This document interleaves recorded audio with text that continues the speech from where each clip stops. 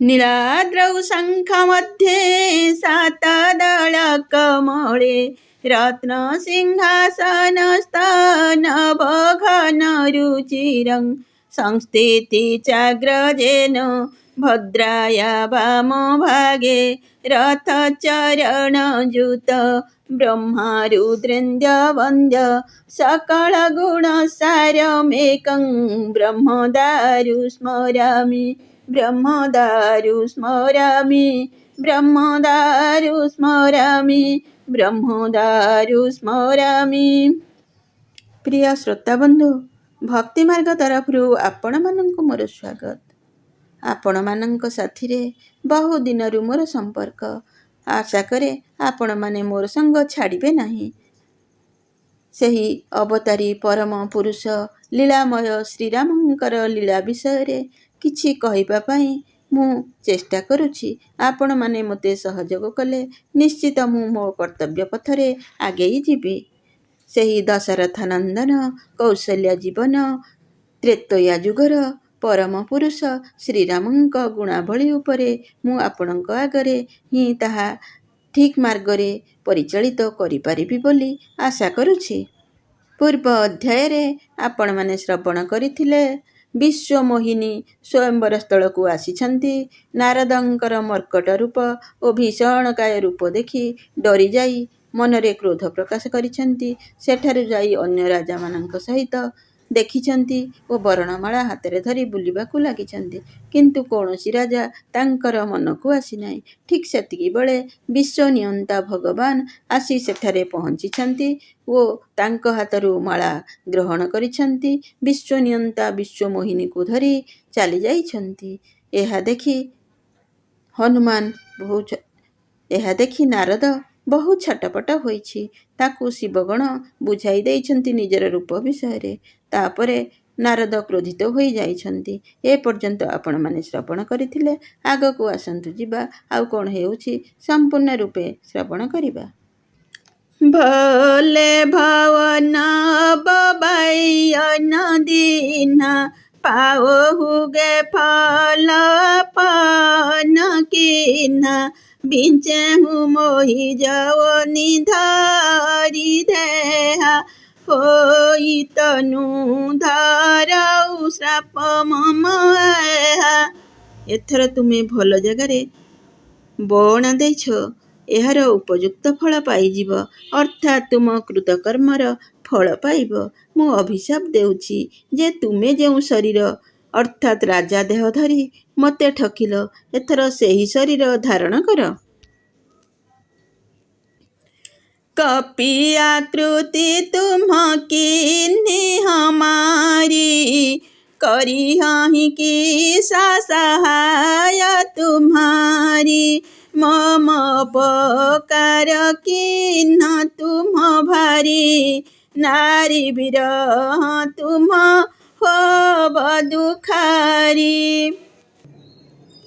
तुमे मो रूपटाकू मांकड़ परी करि देइथिल, तेणु सेही मांकड़ माने ही तुम्हाकू साहाय्य करिबे। मु जेउ स्त्रीटी को चाहुथिली ताकू मोठारू विच्छिन्न कराई तुमे मोर घोर क्षति करिछ, तेणु तुमे भी स्त्री विरहरे दुखी हेब। श्राप शीष धरी हरसि भिय प्रभु बहु बिनती कीन्हे निज माया कोई प्रबलता करसि कृपा निधि लीन्हे। अभिशाप को शिरोधार्य करी प्रभु मने मने आनंदित हेले एवं नारदंकु बहु विनती करिबा परे कृपा निधान भगवान निज मायार प्रभाव को अपसारण करिनेले। जब हरि माया दूरी नियारी नहीं तही रमान राजकुमारी तब मुनि अति सभित हरि रचना गोहे पाई प्रणतारित नाम। भगवान माया को हटाई नेबारु देखागला जे सेठारे लक्ष्मी नाहांती कि राजकुमारी नाही। फलरे अत्यंत भयभीत होई मुनि भगवानଙ୍କ पाद धरी पकाइले। से कहिले, हे शरणागतर ଦୁଃଖ ହାରି ମୋତେ ରକ୍ଷା କରନ୍ତୁ।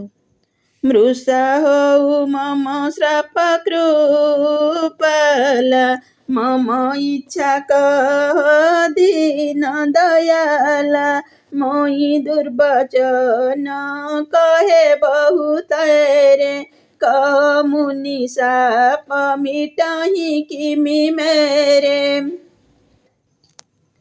ହେ କୃପାଳୁ, ମୋର ଅଭିଶାପ ମିଥ୍ୟା ହୋଇଯାଉ। ତାହା ଶୁଣି ଦୀନଦୟାଳୁ ଭଗବାନ କହିଲେ, ଏସବୁ ମୋରି ଇଚ୍ଛାରୁ ହେଲା। ମୁନି କହିଲେ, ମୁଁ ତ ଆପଣଙ୍କୁ ବହୁ କଟୁବଚନ କହିଦେଲି। ମୋର ସାପ ପାପ କିପରି କଟିବ? ଜପହୁଁ ଯାଇ ଶଙ୍କର ସତନାମ, ହୋଇହିଁ ହୃଦୟ ତୁରତ ବିଶ୍ରାମ, କହୁ ନହିଁ ସିଓ ସମାନ ପ୍ରିୟ ମୋରେ, ଅସି ପର ତିଥି ଯାହୁଁ ଜାନି ଭୋରେ। ଭଗବାନ କହିଲେ, ଆପଣ ଯାଇ ଶଙ୍କରଙ୍କର ସତନାମ ସ୍ତୋତ୍ର ଜପ କରନ୍ତୁ। ତାହେଲେ ତୁମର ହୃଦୟରେ ଶାନ୍ତି ପାଇବେ। ମୋର ଶିବଙ୍କ ପରି ପ୍ରିୟ ହୋଇ ଅନ୍ୟ କେହି ନାହିଁ। ଏହି ବିଶ୍ୱାସଟି କେବେ ଭୁଲରେ ବି ଛାଡ଼ିବେ ନାହିଁ।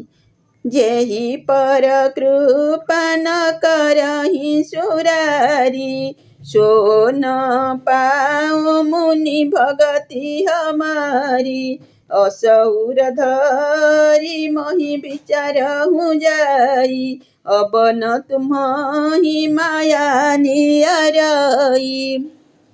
ହେ ମୁନି ପୁରାରୀ, ଭଗବାନ ଶିବ ଯାହାକୁ କୃପା ନ କରନ୍ତି ସେ ମୋ ଭକ୍ତି ପାଏ ନାହିଁ। ଏହା ମନେ ରଖ। ଯାଇ ପୃଥିବୀରେ ବିଚରଣ କରନ୍ତୁ। ଏଥର ମୋ ମାୟା ଆଉ ଆପଣଙ୍କ ନିକଟକୁ ଯିବ ନାହିଁ।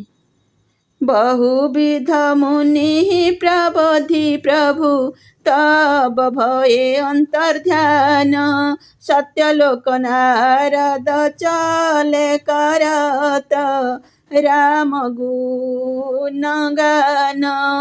ଏହିପରି ଭାବରେ ମୁନିଙ୍କୁ ବହୁ ପ୍ରକାରେ ବୁଝାଇ ସୁଝାଇ ସାନ୍ତ୍ୱନା ଦେଇ ପ୍ରଭୁ ଅନ୍ତର୍ଧ୍ୟାନ ହୋଇଗଲେ ଏବଂ ନାରଦ ଶ୍ରୀରାମଙ୍କର ଗୁଣଗାନ କରି କରି ସତ୍ୟଲୋକ ଅର୍ଥାତ୍ ବ୍ରହ୍ମଲୋକକୁ ଚାଲିଗଲେ। ହରଗନ ମୁନି ଜାତ ପଥ ଦେଖି, ବିଗତ ମୋହ ମନ ହରସ ବିଶେଷି, ଅତି ଶୋଭିତ ନାରଦ ପହିଆଏ, ଗହି ପଦ ଆରତ ବଚନ ଶୁଣାଏ। ଶିବଙ୍କର ସେହି 2 ଜଣ ଗଣ ଦେଖି ଯେ ନାରଦ ମୁନି ମୋହମୁକ୍ତ ଓ ପ୍ରସନ୍ନଚିତ ହୋଇ ମାର୍ଗରେ ଯାଉଛନ୍ତି, ତାହା ଦେଖି ସେ ଦୁହେଁ ଅତି ଭୟଭୀତ ହୋଇ ତାଙ୍କ ନିକଟକୁ ଆସିଲେ ଓ ତାଙ୍କ ପାଦ ଧରି ଦୈନ୍ୟ ପ୍ରକାଶ କରି କହିଲେ, ହରଗନ ମନ ବିପ୍ର ମୁନିରାୟ, ବଡ଼ ଅପରାଧ କିନ୍ନ ଫଳ ପ୍ରାୟ, ଶ୍ରାପ ଅନୁଗ୍ରହ କରହୁଁ କୃପାଲା, ବୋଲେ ନାରଦ ଦୀନ ଦୟାଲା। ହେ ମୁନିବର, ଆମେ ବ୍ରାହ୍ମଣ ନୋହୁଁ, ଆମେ ହେଉଛୁ ଶିବଙ୍କର ଗଣ। ଆମେ ବଡ଼ ଅପରାଧ କଲୁ ଓ ତା ଫଳ ମଧ୍ୟ ପାଇଗଲୁ। ହେ କୃପାଳୁ, ବର୍ତ୍ତମାନ କୃପା କରି ଆମ ଉପରୁ ଅଭିଶାପ ଦୂର କରନ୍ତୁ। ଦୀନଦୟାଳୁ ନାରଦ କହିଲେ, ନିଶିଚର ଯାଇ ଧୋଉ ତୁମ୍ହ ଦଉ, ଭୈଭଉ ବିପୁଲ ତେଜ ବଲ ହଉ, ଭୁଜ ବଲ ବିଶ୍ୱଜିତ ତୁମ୍ଭ ଜହିଆ, ଧରିହିଁ ବିଷ୍ଣୁ ମନୁଜ ତନୁ ତହିଆ। ତୁମେ ଦୁହେଁ ଯାଇ ରାକ୍ଷସ ହୋଇଯାଅ। ତୁମେ ମହାନ ଐଶ୍ୱର୍ଯ୍ୟ ତେଜ ଓ ବଳ ପ୍ରାପ୍ତ ହେବ। ତୁମେ ଆପଣା ଭୁଜ ବଳରେ ଯେତେବେଳେ ସକଳ ବିଶ୍ୱକୁ ଜୟ କରିଯିବ, ସେତେବେଳେ ଭଗବାନ ବିଷ୍ଣୁ ମନୁଷ୍ୟ ଶରୀର ଧାରଣ କରିବେ। ସମର ମରନ ହରି ହାଥ ତୁମ୍ହାରା, ହୋଇ ହଉ ମୁକତ ପୁନି ସଂସାର, ଚଲେ ଯୁଗଲ ମୁନି ପଦ ଶିର ନାଇ, ଭୟେ ନିଶାଚାର କାଲ ହିଁ ପାଇ। ଯୁଦ୍ଧରେ ଶ୍ରୀହରିଙ୍କ ହାତରେ ତୁମ୍ଭର ମୃତ୍ୟୁ ହେବ ଏବଂ ତାହା ଫଳରେ ତୁମ୍ଭେ ମୁକ୍ତ ହୋଇଯିବ। ତୁମକୁ ଆଉ ଏହି ସଂସାରରେ ଜନ୍ମ ନେବାକୁ ପଡ଼ିବ ନାହିଁ। ଏହା ଶୁଣି ସେ ଦୁହେଁ ମୁନିଙ୍କ ଚରଣରେ ପ୍ରଣାମ କରି ଚାଲିଗଲେ ଏବଂ କାଳକ୍ରମେ ରାକ୍ଷସ ହୋଇଗଲେ। ଏକ କଳ୍ପ ଏହି ହେତୁ ପ୍ରଭୁ ଲିନ ମନୁଜ ଅବତାର।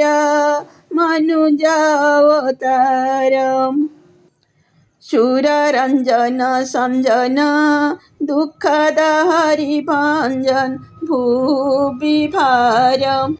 ଏହି କାରଣରୁ ସୁରଗଣ ରଞ୍ଜନ, ଧରା ଭାର ଭଞ୍ଜନ ଓ ସାଧୁଜନଙ୍କର ସୁଖଦାତା ଭଗବାନ ଗୋଟିଏ କଳ୍ପରେ ମନୁଷ୍ୟ ଅବତାର ହୋଇଥିଲେ। ବନ୍ଧୁମାନେ, ଆଜି ପାଇଁ ଏତିକି। ପୁଣି ସାକ୍ଷାତ ହେବ ଆଗାମୀ ଅଧ୍ୟାୟରେ।